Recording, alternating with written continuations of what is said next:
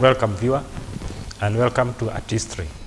My name is Daniel Ndungu from SOS Technical Training Institute, Nairobi. Today's topic will be on safety. We have been discussing about the fundamentals of electricity, and we have discovered that electricity is a form of energy, and there is a risk that is always associated with all forms of energy, in that if they are not used in the proper way, they can cause destruction, and this destruction in electrical can be in form of fire or electric shock.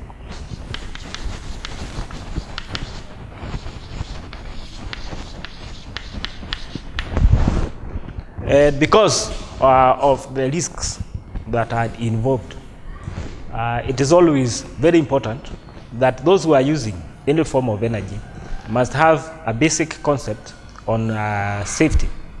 Though when we talk about safety, we are talking about measures that will be taken to reduce or minimize the risk of accidents happening.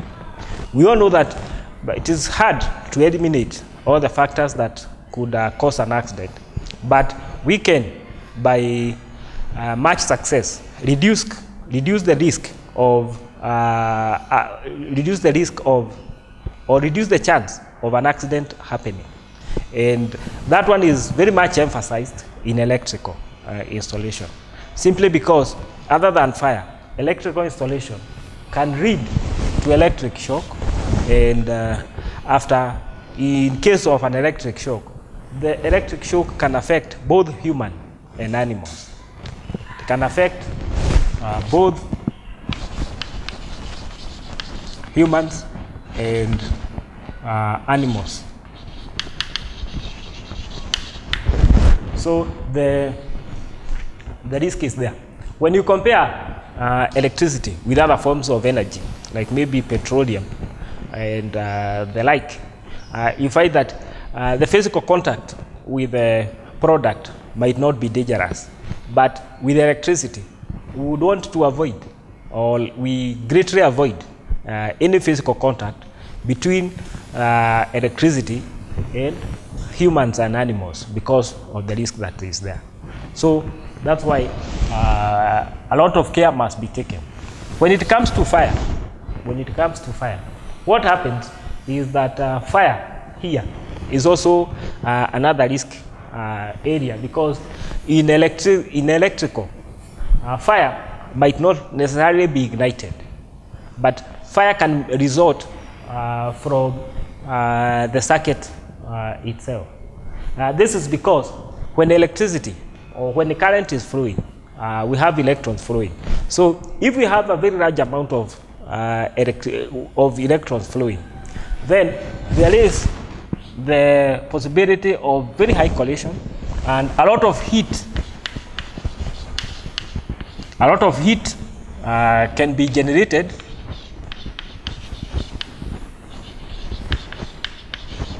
and this heat generated can cause ignition, or it can ignite materials that could be near, and thus we create, or there is a creation of fire which can be very destructive. When you look at other forms of energy like petrol, for petrol to ignite, you need to light fire. But for in an electrical circuit, for fire to be there, you don't need to light any fire. There only needs to have a very high amount of electron fluid, and these electrons generate heat. And the funny thing is that the heat here generated, it is generated within a very short time, a fraction of a second, and then the result would be ignition, and fire would result to that scenario. So there are steps that can be taken to avoid these risks. There are steps that can be done to reduce these risks, and the first one is to make sure that when we are doing when we are handling electricity, we use protection we protect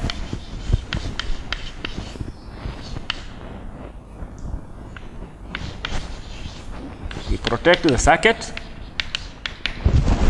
and we protect the circuit such that we don't have a very huge amount of current flowing at any particular moment.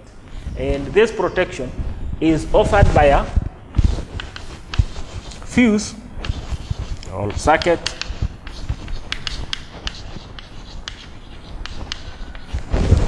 breaker. We use a fuse or a circuit breaker. This, of course, reduces the chance of us having a very high current, reduces the chance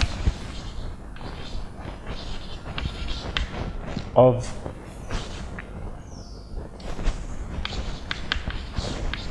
high current flowing.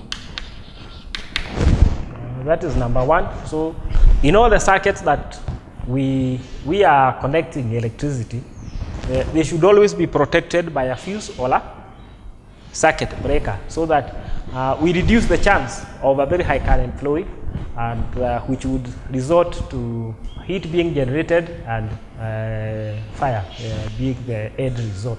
So that is one. The other thing that we need to take care is to make sure that we do not come into contact with electricity. We don't come into contact with electricity. And this is done very well because when you look at all the electrical appliances, they have a sheath, and it is not possible, or it is very hard, or unless you intentionally try to meddle with how the equipment is operated, you cannot come into contact with the conductors that are carrying current. Now, other than that,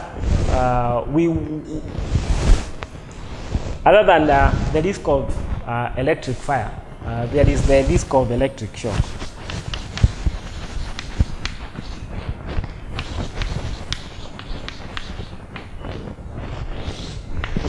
What is electric shock?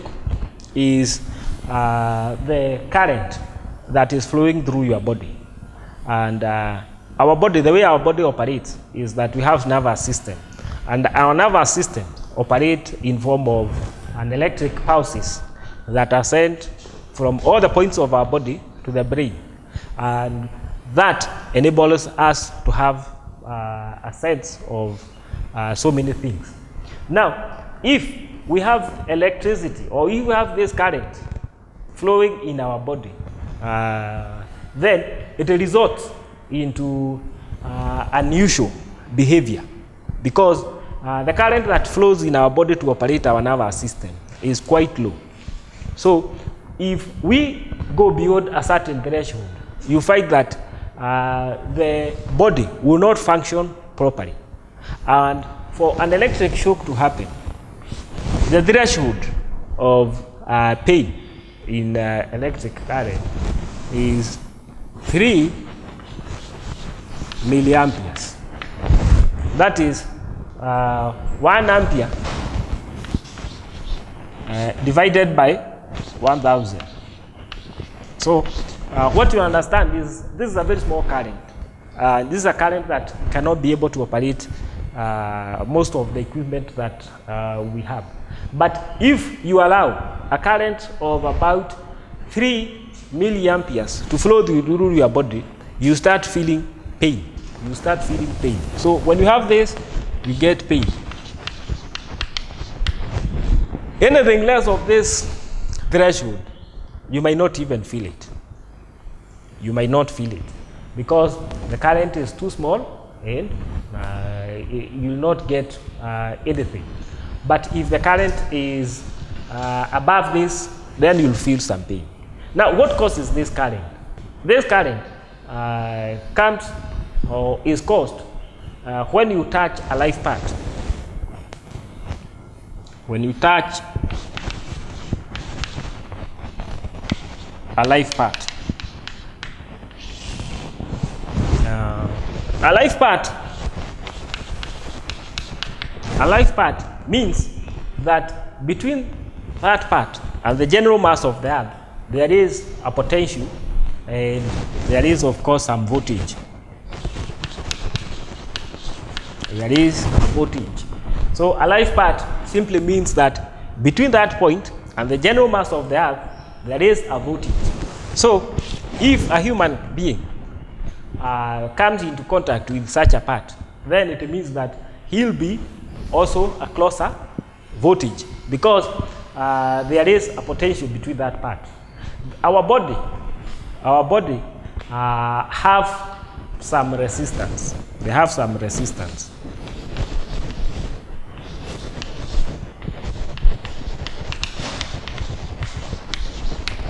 Our bodies have some resistance, and our body resistance is quite high, because when you are on a dry surface and everything is dry, your body resistance will go up to 100,000 ohms. 100,000 ohms. But if you are on a wet surface, this body resistance is likely to decrease, and if it decreases, now according to Ohm's law, which says that I is equal to V over I. Remember, your body resistance forms R, and voltage is dependent on the voltage on the life part. If you are in a domestic setup, our supply voltage is normally 240 volts. If you are between live and neutral, you will of course be exposed to that voltage. So what happens is that when you touch a live part, a current is of course going to flow through your body, and when this current flows through your body, what will happen is that if this current exceeds this threshold, you are going to feel something. If your body has, if for one reason or another, your body resistance is not as high as this, then, and it is lower than this, then it means that the risk of a higher current flowing through your body does increase. And this is of course can be very dangerous. And this one do happen to both human and animals. For animals, it is very, very dangerous, because bodies of animals have much lower resistance. They have much lower resistance, and as such, if they are exposed to a voltage that is as big as 240, then the result is there will be a fatality, because the current will of course exceed this, and it will be destructive to the parts. So what happens is that when you have this current flowing through your body, what happens is that this current causes your muscle to contract in a manner that you cannot control it. And what the end result is that you cannot control the movement of your arms, neither can you control the movement of your legs, because the way they are contracting, your nervous system cannot be able to control that. And that's the reason why you find that if someone gets an electric shock, of course, they have to be assisted by either isolating the life part or by removing them from the life part, because they are no longer in possession to control their muscles, and that one is very, very dangerous. Now, if you get an electric shock that where you have a higher current flowing through your body, what happens is that this current, if the current exceeds this,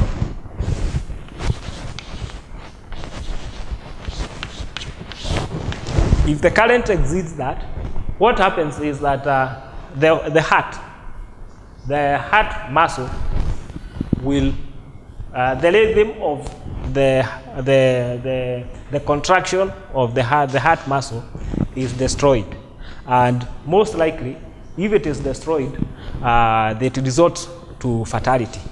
So what happens is that if somebody gets an electric shock, and whereby a current of more than 30 milliamperes passes through their body, what will happen is that they lose the heartbeat, and that in most cases will be fatal, because they must get assistance to get their heartbeat rhythm restored, or if it is not done in a very short time, then the person might not be able to survive. Other than the contraction of the muscle and the heartbeat rhythm being destroyed, when you have higher current like this flowing through your body, they resort to electrical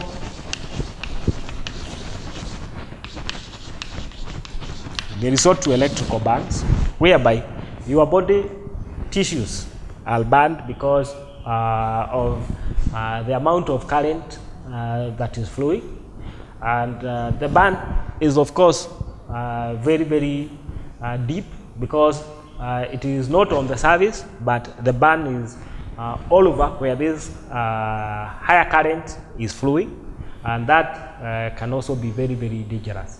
So we advise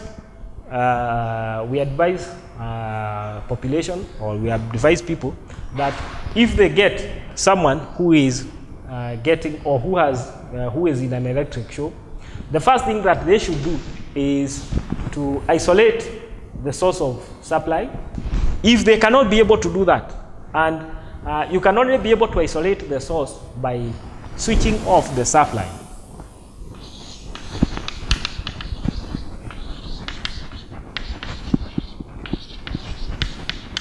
Switching off the supply. What you are supposed to do is that you are supposed to rescue this person by using an insulated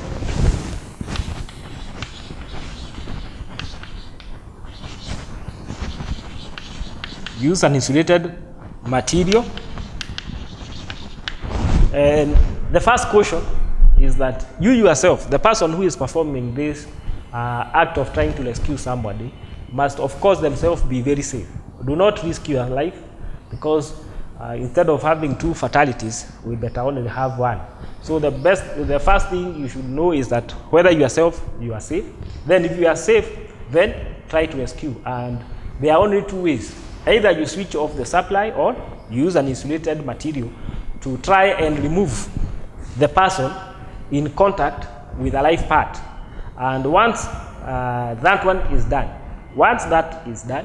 what you should do is you should check whether the person is able to breathe. Because most of the time, when someone gets an electric shock, what happens is that because of that contraction of the muscles without control, that might affect it might affect their lungs, and as such, they might not be able to breathe. So the first thing you should check is whether they are breathing. If they are not breathing, you should be able to administer first aid, either mouth to mouth, or another resuscitation method, so that you get the victim into breathing again. Because again, if they are not able to breathe, then there is a risk that you might lose them. So the first thing that you should check is whether they are breathing. And don't assume, because they are not breathing, they are dead. Don't assume that they are dead, because most of the cases, you might have someone who is unable to breathe, but they are still alive, because either the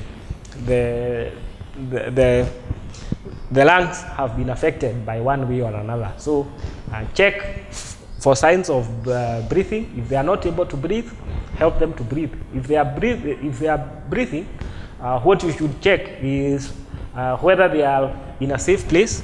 If they are in a safe place, the other thing that you should do is call for emergency help, so that these victims get emergency, they get medical attention, so that they can be safe again. In conclusion, we say that electricity is a good source of energy, but this source of energy has risks, and we have seen that we have 2 main risks. That is the risk of fire and the risk of electric shock. And we have seen that what entails in electric shock, and first aid is very, very important so that you save the victim. And by that, we come to the end of our lesson today.